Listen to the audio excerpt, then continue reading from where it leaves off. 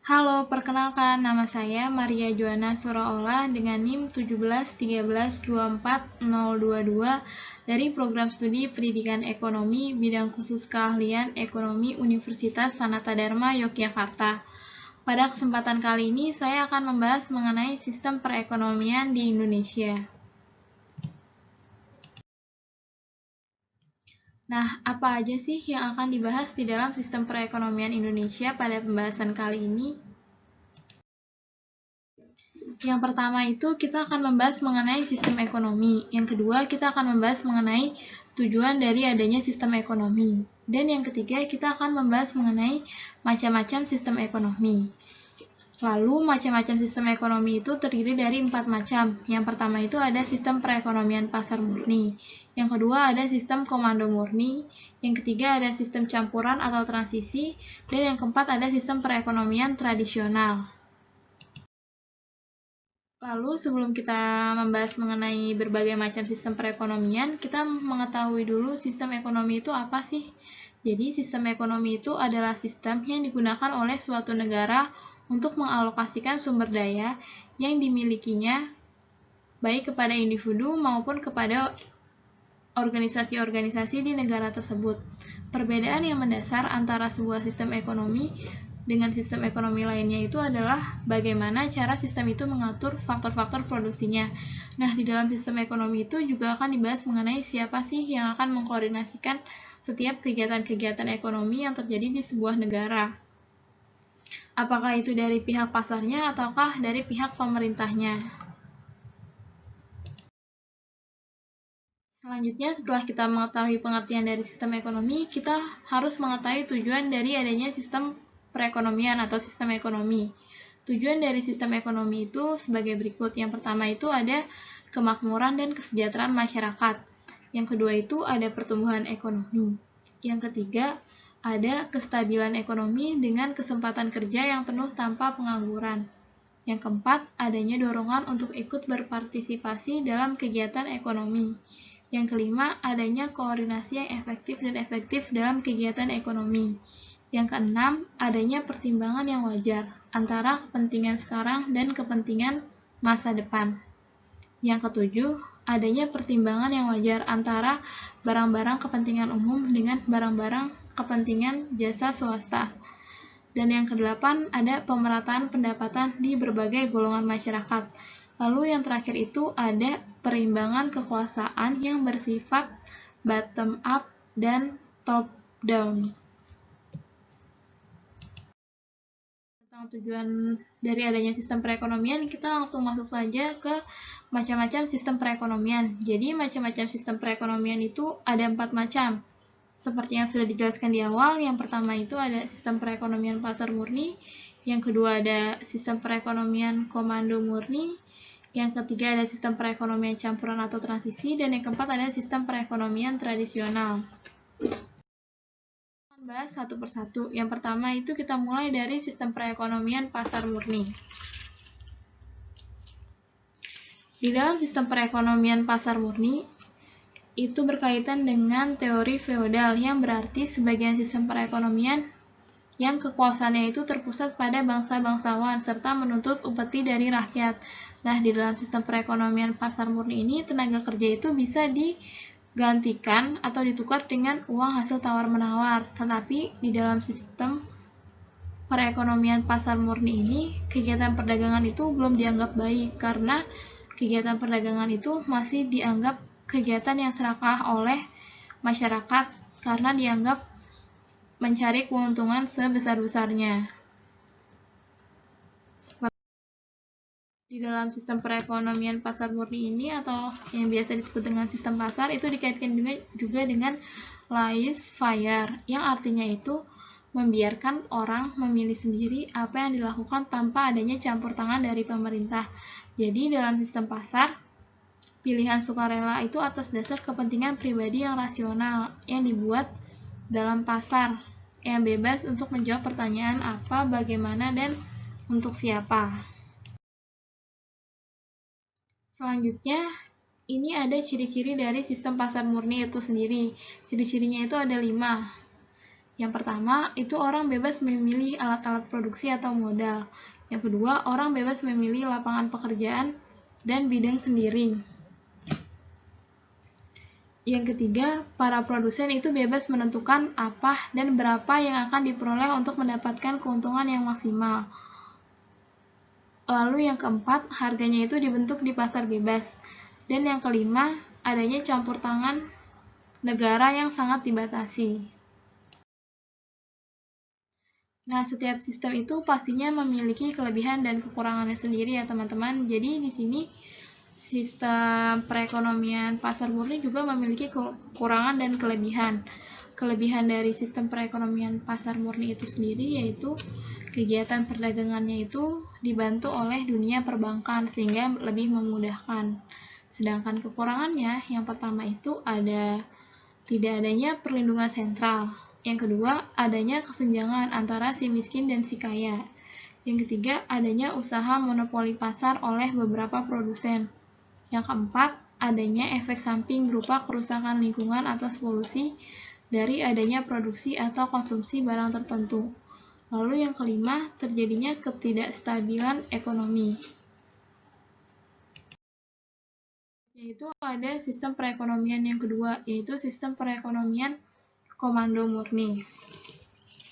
Di dalam sistem perekonomian komando murni itu, sistemnya itu pengawasan negaranya itu sangat ketat, sehingga mampu menutupi kelemahan-kelemahan dari negara tersebut.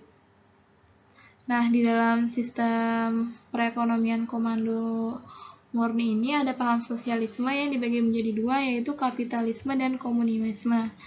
Nah, Karl Marx, seorang ekonom asal Jerman itu mengungkapkan bahwa sosialisme itu adalah ajaran dan gerakan yang menganut bahwa keadilan sosial itu tercapai melalui penghapusan hak milik pribadi atas alat-alat produksi. Tetapi sosialisme yang dimaksud di dalam sistem perekonomian komando murni ini bukan seperti demikian, melainkan sistem ekonomi sosialisme di sini itu merupakan kombinasi dua sistem terdahulu yang mendekati kenyataan, yaitu sistem kapitalisme dan komunisme, yang sering juga disebut sebagai sistem ekonomi campuran, demokrasi, ekonomi, dan sebagainya. Karena segalanya diatur oleh negara, sering juga disebut sebagai sistem komunisme kolektif atau terpimpin, atau ekonomi terencana. Komando murni. Yang pertama, ciri-ciri sistem ekonomi komando murni itu semua sumber daya ekonomi yang termasuk dengan alat produksi, tanah, perusahaan, bank dikuasai negara atas nama rakyat. Tidak ada hak milik pribadi atas alat produksi tersebut. Contohnya aja seperti petani. Petani tidak dapat memiliki tanahnya sendiri. Lalu yang kedua itu ada seluruh kegiatan ekonomi atau produksinya itu harus dilakukan secara bersama-sama karena tidak ada usahawan swasta, karena semua perusahaannya itu punya negara. Lalu yang ketiga, jenis dan jumlah barang yang harus diproduksi ditentukan oleh Badan Perencana Ekonomi Pusat yang dibentuk sendiri oleh pemerintah. Nah, penentuannya ini berdasarkan rencana ekonomi pada jangka waktu tertentu, tentunya mewakili keinginan seluruh rakyat. Lalu ciri yang keempat itu, harga dan penyaluran barang ditentukan dan dikendalikan oleh pemerintah.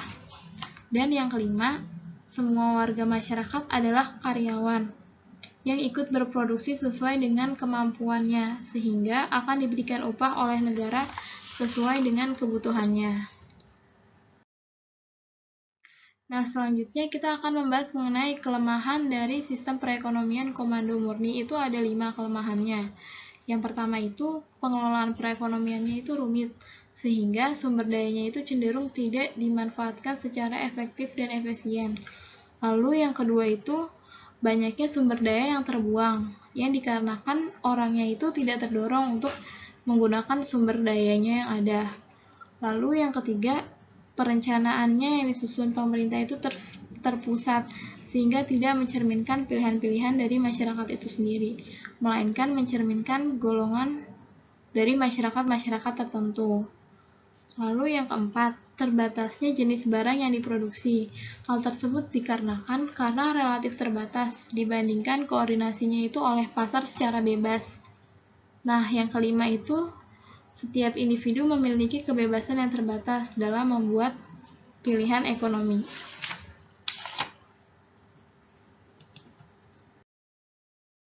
Selanjutnya kita masuk ke sistem perekonomian yang ketiga, yaitu sistem perekonomian campuran atau transisi. Sistem perekonomian ini merupakan sistem perekonomian gabungan dari kapitalisme dan komunisme, yaitu sistem yang dibangun untuk menghilangkan atau meninggalkan kelemahan-kelemahan dari sistem yang ada sebelumnya. Sistem perekonomian campuran atau transisi itu sistem yang pemerintahnya itu dapat mengatur, mengawasi, menstabilkan, dan memajukan ekonomi nasional secara keseluruhan dengan cara mendorong dan membimbing inisiatif swasta dan prakarsa rakyat. Campuran atau transisi ini memiliki harapannya tersendiri. Yang pertama itu dengan adanya campur tangan dari pemerintah agar susunan produksi nasional itu dapat sesuai dengan susunan masyarakat yang asli. Lalu yang kedua, faktor produksi itu dapat digunakan secara lebih efektif dan efisien lagi. Dan yang ketiga, distribusi pendapatan itu harus lebih merata. Nah, selanjutnya ciri-ciri sistem ekonomi campuran atau transisi. Yang pertama itu ada hak milik atas barang diserahkan kepada individu, tetapi pemiliknya terhadap sarana produksi tetap diawasi oleh negara. Lalu yang kedua, jumlah dan jenis barang yang diproduksi dapat ditentukan oleh swasta berdasarkan mekanisme pasar.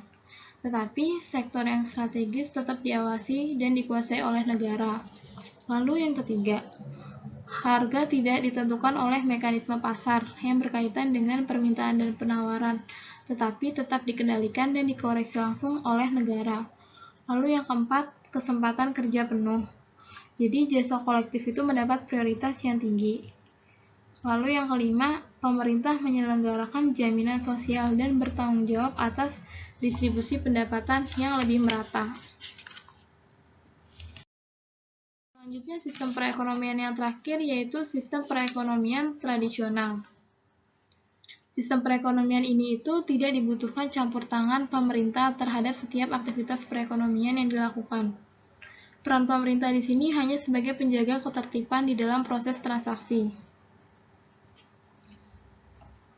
Proses transaksi yang digunakan di dalam sistem perekonomian tradisional ini menggunakan sistem yang konvensional, yaitu sistem perekonomian menggunakan sistem barter. Sistem perekonomian tradisional itu yang pertama itu menggunakan metode barter, karena di masa lampau itu belum mengenal mata uang, sehingga menggunakan metode barter untuk menukarkan barang yang dimilikinya dengan barang yang dibutuhkannya. Lalu yang kedua, itu ciri-cirinya adalah peran pemerintah yang terbatas, karena dalam sistem ini pemerintah itu tidak terlibat secara langsung. Dan ciri yang ketiga yaitu berkembangnya di sebuah komunitas, maksudnya itu karena berpindah-pindah untuk memenuhi kebutuhan hidupnya. Lalu ciri yang keempat yaitu memproduksi sesuai kebutuhan, sehingga tidak terjadi lagi kelebihan atau kelangkaan bahan pangan. Lalu ciri-ciri yang terakhir yaitu berkembang setelah mengenal sistem pertanian. Jadi setelah mengenal sistem pertanian, masyarakat kemudian banyak juga yang sudah mulai mengenal sistem perdagangan.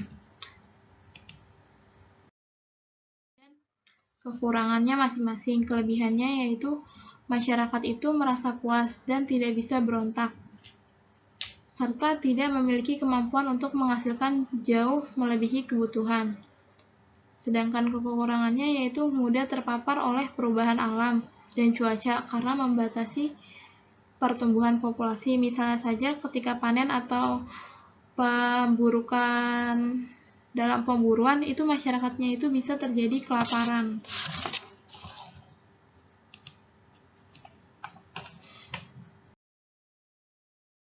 Nah, sampai di sini dulu ya pembelajaran kita mengenai sistem perekonomian. Jadi pada sistem perekonomian itu terbagi menjadi 4. Yang pertama itu ada sistem pasar murni, sistem komando murni, sistem campuran atau transisi, sistem tradisional. Sistem perekonomian suatu negara itu dapat berubah-ubah seiring dengan berjalannya waktu, serta mengikuti setiap perkembangan zaman yang ada.